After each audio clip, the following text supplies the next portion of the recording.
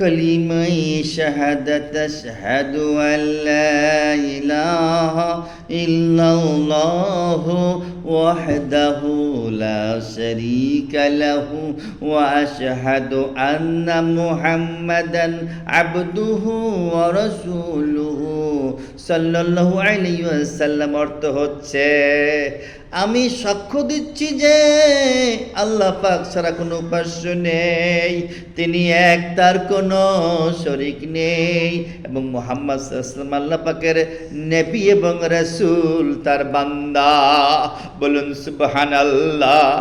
আশহাদু আল্লা ইলাহা ইল্লাল্লাহু ওয়াহদাহু লা শারীকা লাহু ওয়া আশহাদু আন্না মুহাম্মাদান আবদুহু ওয়া রাসূলুহু সাল্লাল্লাহু আলাইহি ওয়াসাল্লাম।